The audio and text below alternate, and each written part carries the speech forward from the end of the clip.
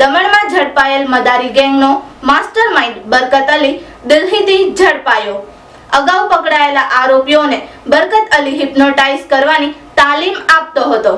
ઠગાઈથી મેળવાયેલ મુદ્દામાલમાં 50% બરકત અલી લેતો હતો। સંઘ પ્રદેશ દમણમાં ઝડપાયેલી મદારી ગેંગના મુખ્ય સૂત્રધાર બરકત અલીને પણ પોલીસે આઉટર નોર્થ દિલ્હીથી ઝડપી પાડવામાં સફળતા પ્રાપ્ત કરી છે।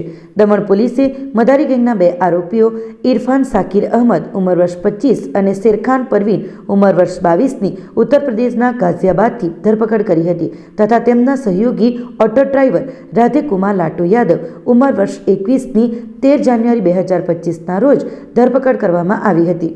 ઝડપાયેલા આરોપીઓની પૂછપરછ દરમિયાન આરોપીઓએ ગેંગના માસ્ટરમાઇન્ડ બરકત અલીની સંડોવણી જાહેર કરી હતી। આરોપીઓએ કબૂલ્યું હતું કે બરકત અલીએ તેમને હિપ્નોટિઝમની તાલીમ આપી હતી અને તેમના ગુનાઓનું સંકલન કર્યું હતું। આવકનો 50% હિસ્સો પણ બરકત અલીએ લીધો હતો। પોલીસ અધિક્ષક દમણ કેતન બંસલ આઈપીએસ કચગામ પોલીસ સ્ટેશનના એસએચઓ શશિકુમાર સિંહના નિર્દેશો અનુસાર દમણ પોલીસની ટીમ દિલ્હીના આઉટર નોર્થ ડિસ્ટ્રિક્ટ ખાતે પહોંચી હતી। ત્યાં સ્થાનિક પોલીસની મદદથી આરોપી બરકત અલી અસફ અલીની 18 જાન્યુઆરી 2025ના રોજ દિલ્હીના આઉટર નોર્થ ડિસ્ટ્રિક્ટ ખાતે બાસવાલા ડેરીથી ધરપકડ કરવામાં આવી હતી।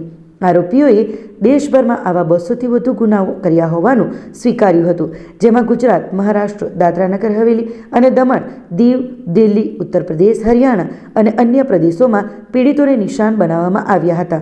આરોપી બરકત અલીની તપાસ દરમિયાન એવું બહાર આવ્યું છે કે તેની દિલ્હીના મોતીનગર પોલીસ સ્ટેશનમાં છેતરપિંડીના એક કેસમાં ધરપકડ કરવામાં આવી હતી અને તે તિહાર જેલમાં જેલવાસ ભોગવી આવ્યો હતો। આરોપીને પોલીસે કોર્ટમાં રજૂ કરી 3 દિવસના પોલીસ કસ્ટડી રિમાન્ડ મેળવ્યા છે।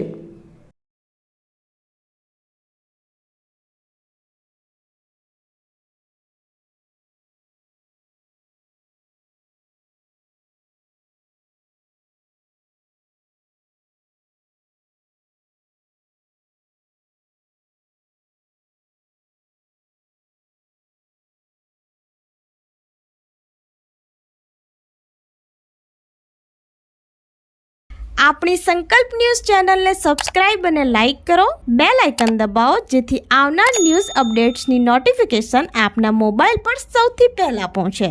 Like, subscribe and share the video.